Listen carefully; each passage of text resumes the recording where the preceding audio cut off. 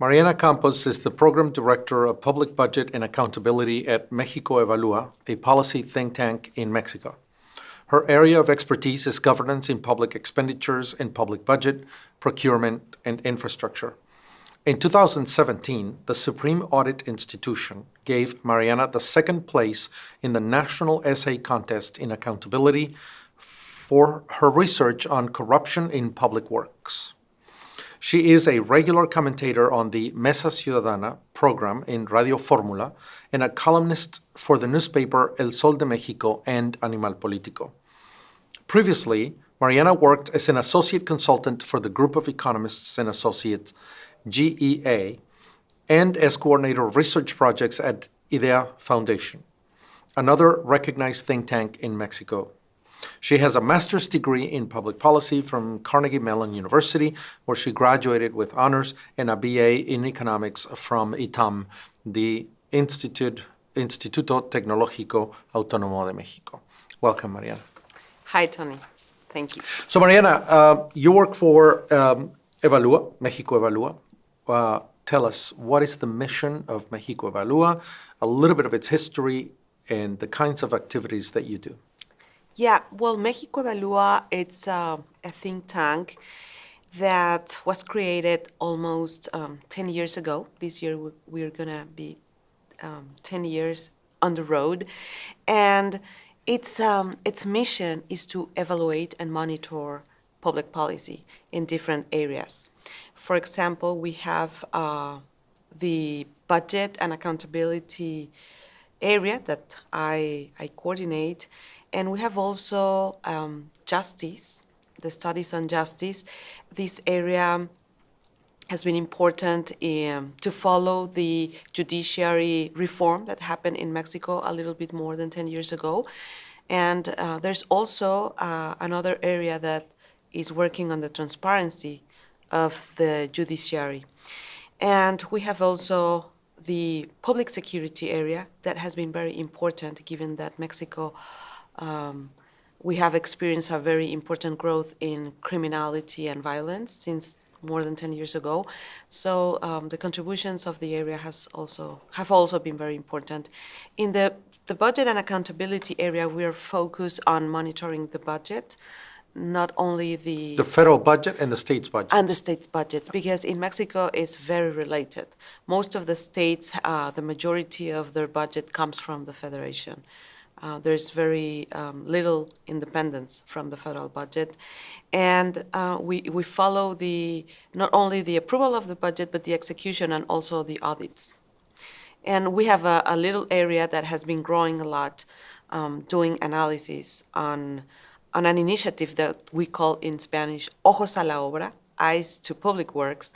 And we are developing proposals on how to build indicators and follow the performance of infrastructure projects and their contracting, because there's very, very few public information on that issue in Mexico.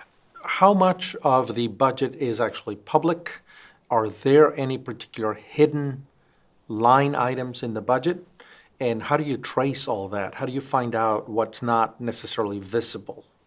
Yeah, well, the main problem with visibility comes with the execution of the budget at the state level. All the transfers that the federation makes to the states comes with a lot of transparency problems, because the states do not follow transparency standards and accountability standards to tell the federation how it's spending the money, each of the states or municipalities. So we know how much money was sent, but not necessarily how it was spent there. We have a huge challenge in that area. So, but also from the federation to the states, we found out that there's a line in the budget, programs that have been executed in branch 23. The branches in the budget have always a number. A special program of cash or money transfers from the federal government to the states? Oh, no, to the municipalities going Also. through the states. Yeah, also to the they can go direct to municipalities or they can go through the states. And this is like since 2009, the federal government developed like a parallel transfer system to the states. But these parallel transfers were very poorly designed. They were not really, they didn't have any like norms or a law that regulates like the objective and the criteria based on what you were going to give the money. So it was surrounded with a lot of discretion, and so it was very questioned. And you try to track the use of this particular money as it goes down into the states and down to the municipalities. That's what we're trying to do right now, but we know that the money used to raise in states that were in electoral times, and especially when the party of the federal government and the party of the state government were allies. So they used to go up and then down if it's not an allied state. So it's a modern clientelism, to transfer money to those states that have elections that year to favor the party in power. Exactly. So we proved that was happening with the state elections, but also with federal presidential elections in the last two elections. Mr. Lopez Obrador questioned this particular program of cash transfers down to the municipalities. How's that going? Well, yeah, exactly. This was a very discussed issue in Mexico, and the new administration said we're going to close those funds because they haven't been properly transferred and they are not really focusing on policy results. But the thing that we understand is that, of course, the way in which they were transferred was not okay, but the states got accustomed to that budget. They were also, maybe they were supporting elections, but at the same time, they were also paying for services in order to provide public services. And so he decided to close these lines, and some of the states and municipalities are going to make maybe cuts to important services. So what we think is that we need to deal with a better arrangement in the federal system in order to incentive the strengthening of institutional capacities in the states that are, we know we have a big areas of opportunity in that area, so we need to address them. So we feel that the reaction of the new administration, it's we can understand it, but we don't think it's a solution. But clearly, the governors, certainly since Vicente Fox, when there was this huge rainfall from oil profits that were transferred to the governments, corruption is quite heavy in the mid-level, the states and the municipalities. And so Mexico has been struggling with that legacy of corruption at those levels. And so Mr. López Obrador is trying to address that, and no one had really done this before, right? But what are the mechanisms to do so? I know that you still have to transfer the cash. The municipalities still need this money for public works, for services, and so on. But how do you monitor and how do you audit those funds and that money transfers? Well, yeah, it's a big challenge because, as I was saying, there's a lack of capacity. Many of the states, they do not have an audit body that is reasonably independent and that has the capacity to really do the reviews on the execution of budgets. Many of these bodies depend on the political power, and they don't really have the independence to be a credible oversight. So I think that we need to address that capacity, and maybe we can do it with the federal transfers. If you condition the transfers to building those capacities, and you can actually give some points or more money to the states that actually comply with these conditions. And I think that's one way to do it. We have also to deal with the transparency problems because among these corruption, there's the political corruption, where the federation usually asks for political favors in order to deliver the resources. And I think we have to move from those kind of incentives, and we will need a lot of transparency in the system in order to diminish or control this behavior. We in Mexico have seen corruption cases that are very profound and widespread and perhaps have not resulted in any institutional change, but nonetheless have made a difference. One of them was the estafa maestra, or the great scam. That's probably one of the greatest accomplishments of civil society, to have exposed this great fraud, or this scam, which consisted in transferring money from the government into the universities, and then have the universities create these shadow projects and so on, and then essentially feed that money back into the political campaigns and so on. So they use the universities, much like with Ramo 23, this cash transfers you were just talking about. President Lopez Obrador has also closed the spigot on these funds, these fund transfers to the universities. Is that a good solution? I mean, we've seen that he closed these Ramo 23 funds. He closed the funds to the universities that were being used to divert money, and also he's closed the spigot on the pipelines to prevent fuel theft. Is that a good way, a good approach to fight corruption, to simply stop, freeze everything, and not allow things to circulate? No, I don't believe it's a good solution, because we still need to deliver education services. So if you just cut the budget, then you're stopping students from going to school. And Mexico needs a lot of people studying. So we need to build our human capacity there, and so it's not a solution. As I said, I understand most of the people is mad at this kind of corruption, but we need a wiser solution.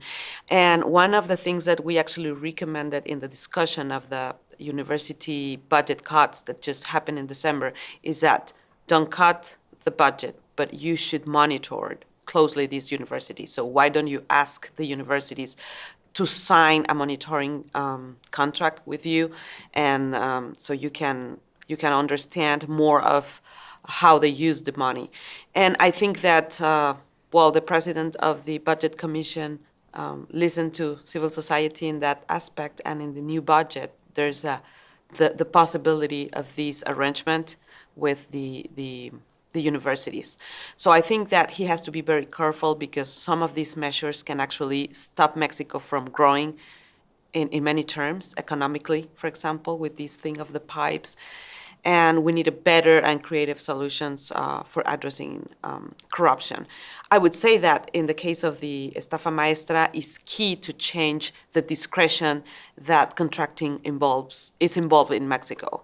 And that's why it's the possibility of hiring the universities with a lot of with lack of transparency and non-accountability happens because the law has plenty of discretionary schemes that we need to get off out of the laws. And so he should just not cut like the budgets, but then do the reforms also.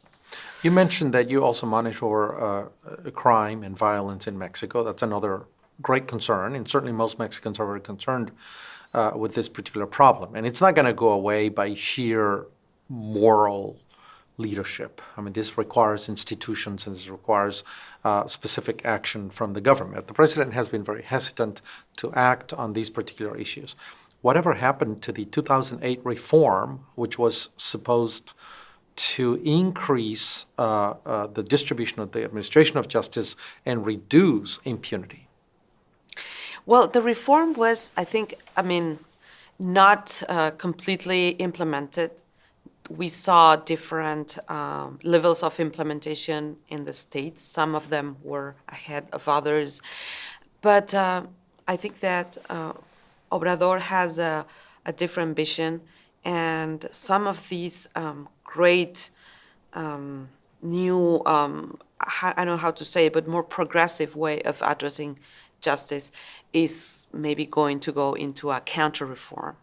For example, the due process was very important in the 2008 reform, and maybe it's gonna just not have the importance that we thought, because we are thinking on they are thinking on the preventive. It's called preventive prison, where they take you first to jail and then you prove that you are innocent. And we don't think we are going to accomplish a lot going backwards. So I'm not an expert in that matter, but I think it's a very sensitive matter Mexico Evalúa is very worried about. And also with public security, I think there's a vision on the new administration that public security can be solved from the federation. And I don't think so, because the different dynamics that violence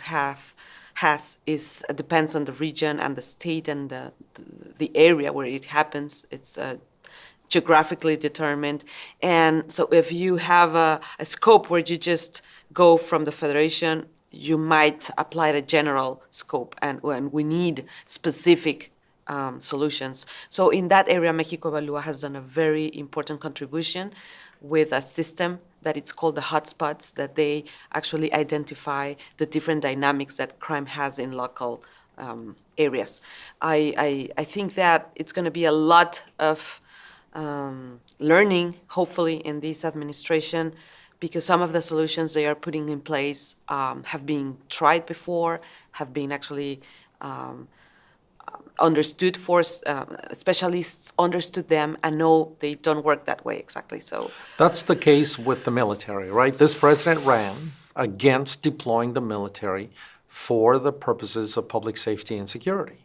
And yet here we are. He's creating a militarized police force, and he is placing it, if not under the direct command, under very close coordination with the military. Is that a wise idea? I mean, have we not learned the lessons of the, say, Calderon administration? Exactly. That's what I think there's like a consensus, actually, not only inside Mexico with civil society and the academics that are specialists in these topics, but also in the international community, because many of the international bodies have actually put in place their recommendations and asked Obrador to rethink this strategy. Definitely what we have seen is that the military presence, maybe in the short run, it's unavoidable, but we should think on a system that we can design from now and start investing time and money in that system that can actually to raise capacity in the police bodies, and then take out the military. We should see the military as a transition, not as a permanent body to watch for public security. So because we've seen that the military has raised the violence, actually. So many people think in the new administration that violence is going to actually be reduced, but what we've seen in the history is that it's raised. Right. The opposite. So, Mariana, here we are in Texas at the Baker Institute in Houston. The United States plays a very important role in what goes on in Mexico, directly and sometimes indirectly. How do we facilitate corruption in Mexico? What's the role the U.S. plays in generating it, in maintaining it, but also in fighting it? What's the relationship there? Can you unpack that for us a little bit? Yeah, I think that the U.S. Plays different roles, and not the same roles and not with the same results. For one side, I think it's the U.S. Provides a lot of capacity building and support in order to understand how corruption happens. But at the same time, we see things like, for example, many of our corruption with governors, it's related to the U.S. in the way that they buy a lot of real estate here with money from the misuse of public funds.